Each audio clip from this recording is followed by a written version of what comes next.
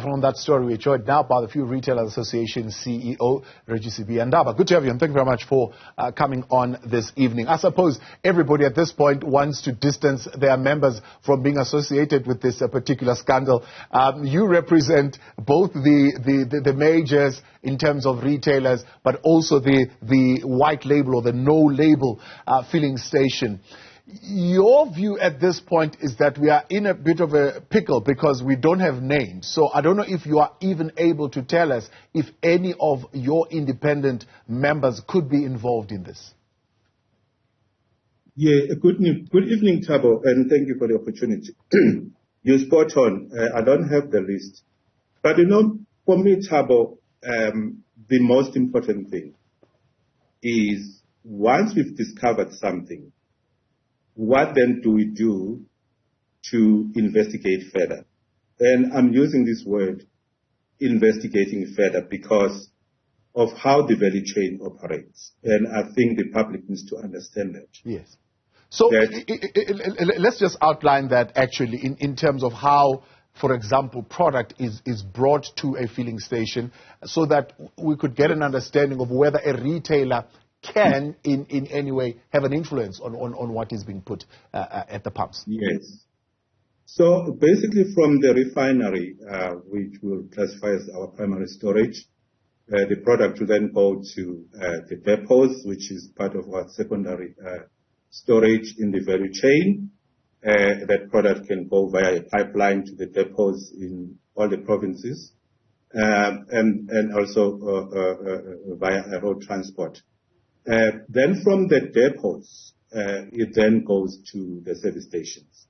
Now, here is a problem. So when Sibiya, for example, say none of their members are involved here, they are correct because so from their depots, there is a protocol. They observe the right standards to ensure that the quality of product is not tampered with until it reaches the service station. But now, with obviously the amended legislation, the opportunity of wholesaling was extended to SMEs as well.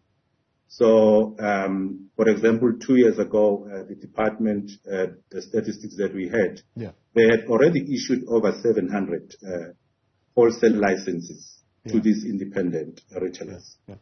Now, these independent retailers cannot obviously supply a Shell service station or a BP service station, etc. So there are two areas that they supply. They supply what we call the independent service stations, and then also they supply the commercial market like your farmers, etc., etc. So that's how the product flows. But more importantly, Thabo, is that when a truck arrives at any service station, including the independent service station, the truck comes sealed. Right? And it's just got the compartments. Let's say this is diesel 50, this is diesel 500, this is ULP 95, and then they come to the distribution point, and the product flows directly from the truck to the underground tanks. And all the retailer can see is the meter reading of how much product is flowing. So the retailer is not in a position, and that's where we stand as FRA. But could it be, can I just come in there, could it be that even before you get to a point where it is pumped into your system, there is an understanding between the independent operator and the independent wholesaler that this is the type of product that I am bringing to you at a maybe lesser margin to be able to get you a little bit of more profit. So the retailer already knows what the product is that is coming to be pumped into the service station, even without inspecting it. Yeah, but I know it's diesel, but I do not know that it's mixed. So it is diesel. No, my question is it possible for the retailer to know it's mixed and they get into an agreement with the wholesaler knowing very well that it is mixed for purposes of profit? With anything, Thabo, that goes, that one cannot say that is not possible. But again, I think we'll be working on a wrong basis because there is no evidence of that. But it's not impossible.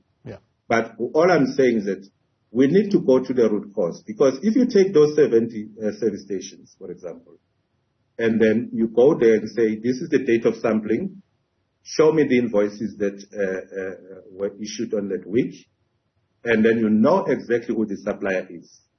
Then go to that supplier and say, Mr. Supplier, we have this invoice here showing that you supplied this product. We now also have evidence that the product was actually substandard. Yeah. Account for that. Okay. For me, that is the better way of dealing with the problem. You go to the root cause. Than penalizing the retailer, because the department says now, well, 14 days to respond to this issue of compliance. If you don't respond in 14 days, then they'll give you another notice to say you have not responded to the question of compliance, after which then they can revoke your servicing license. Yes, and they can do that. And sometimes a retailer can really be at the wrong end of the stick, because they don't have the powers to defend themselves. That's why we as association say, before you issue out those termination, or revoking of the licenses, DMRE must do a proper investigation so that you actually get both then the retailer and the supplier accountable. Bring them on the investigation table and then investigate who exactly is liable here. In that process, you'll know who is the culprit. And then once that process is done, we as FRA, we don't care whether it's the retailer. If they find out that there was a collusion between the retailer and the supplier, your question earlier, which is possible, then the retailer and the supplier, actually, both of them, you have to hold them accountable, because both of them hold a license. Right. And both of them will be in breach of their license requirements. So you can't take one and leave the other. So there is a lot of investigation that needs to happen. We encourage the process. We are aware of the process. But we just say, we as FRA for the past 10 years, even more, we have been going to the department complaining about this growing illegal trading by the independent wholesalers. Because they've realized that nothing is happening. I mean, the legislation talks about penalties. It talks about being fined up to 1 million rand for the offense. It talks about also possibility of being put in jail. But for the past 10 years or more, no one has ever been put in jail. No one has ever been fined. So for me, it's good enough to know that there is an offense. The most important thing is, what do you do? For the past 10 years, what are you doing with it?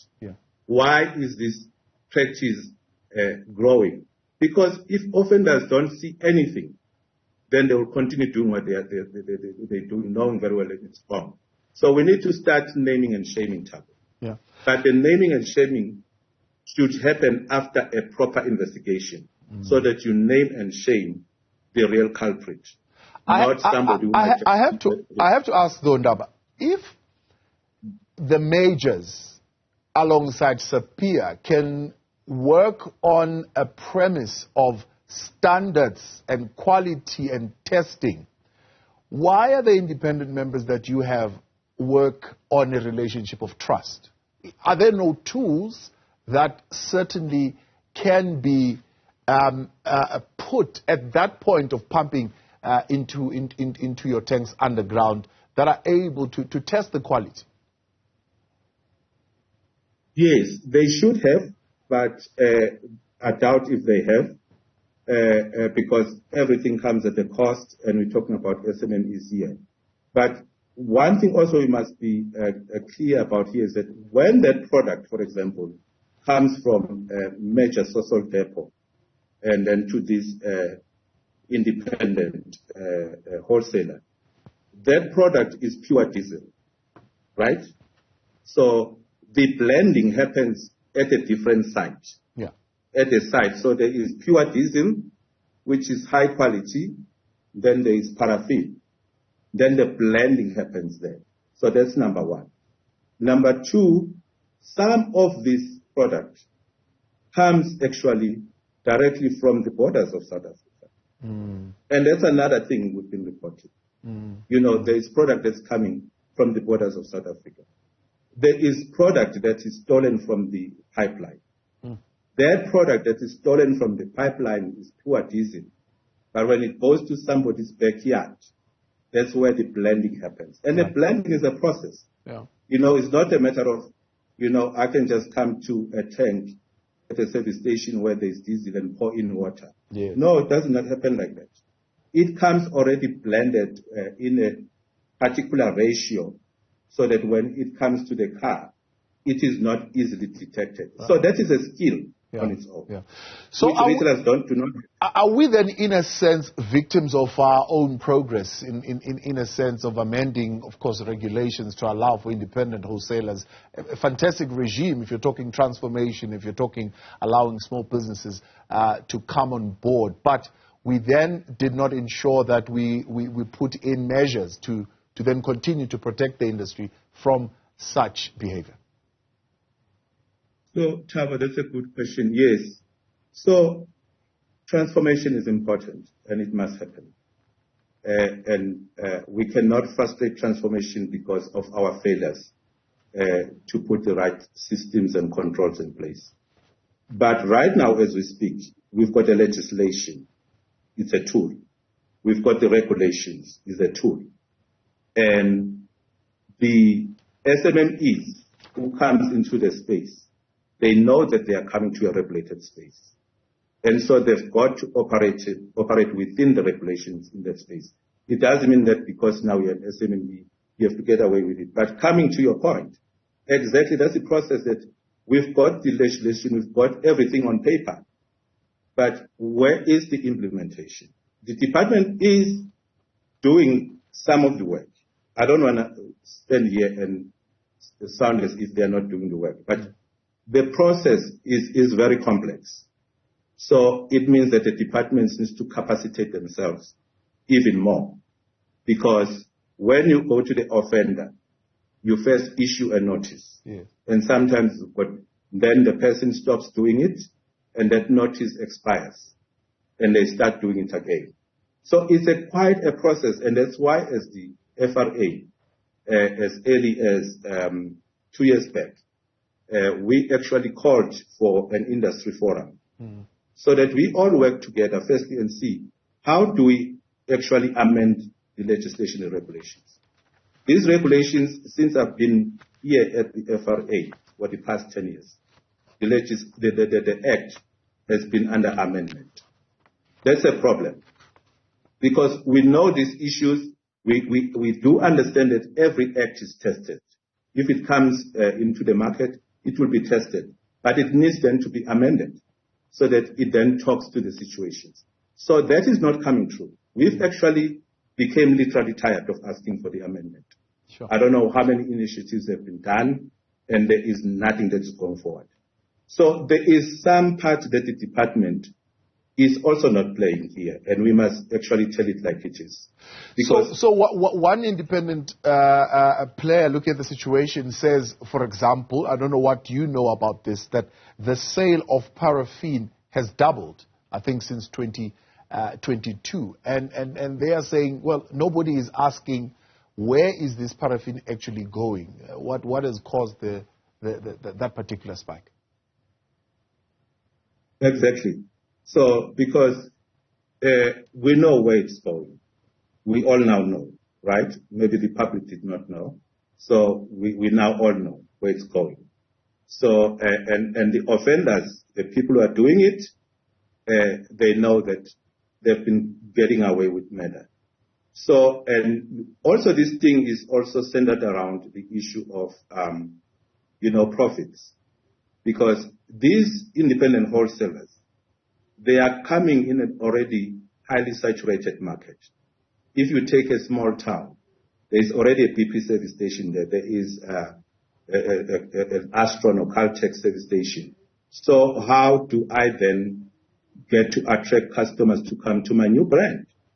And these people are entrepreneurs, so they're going to find many ways. And one of the key thing of attracting customers is the price. Yeah. So, And that starts from this blending, where the supplier, because now they've blended the product, then they are able to give you a discount, because obviously part of that is paraffin. They're giving a heavy discount on the product, and it's good for you then to attract the customers. So is the whole, also the supplier here is driven by profits. Because if I'm going to sell 23,000 of pure diesel, that's going to cost me more if I sell half of that as paraffin. So that is also the driver of this behavior, is the price. Yeah. So, and I agree earlier on, we had a discussion with the DMRE, that partially motorists, though we cannot actually pass any responsibility to the motorist, but motorists should also just be careful, where the price is just too good to believe. Yeah. When it comes to diesel. I understand, of course, also at the core of what you are saying is that you want to protect your members, in a sense, to say, don't then just paint them all with the same brush. And maybe the process currently, the way that is being followed, we are just saying, well, there are 70 filling stations in these particular areas. That immediately is going to say to customers, well, I'm not going to go to these white label filling station, I'm going to go to the trad and test it. And there could also be an impact there, particularly on those who are actually selling genuine product, but who would be losing on that business. Absolutely, Thabo. And that's the point, is that as we discover these offenders via the service stations, of course, let's then deal with the offenders and get rid of them in the system. Because rightfully, now this message, the narrative that has been going, which we are trying to correct, is exactly that. That says that now, how should a motorist react to this? The motorist must actually leave the independent brands and go to the branded service station. That is not the message we are encouraging as FRA. We need to grow the SMMEs in South Africa. We need more broader participation in the space.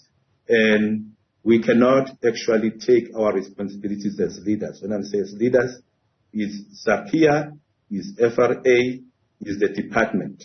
Because even Sibiya, though their members are safe, this product originates from Sibiya members, as I explained in the value chain. It starts from the refineries, which are owned by Sibiya. Then it goes to the depots, main depots, which are owned by Sibiya members.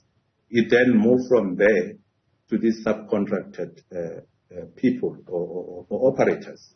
So how then we also with Sibiya say, when this product leaves from our main depots to these subcontracted people, what measures are we putting in place to actually assist the department as well with the work that they are doing? So that is the solution that we believe is actually going to help all of us while we're also growing the sector and also improving transformation participation in the sector.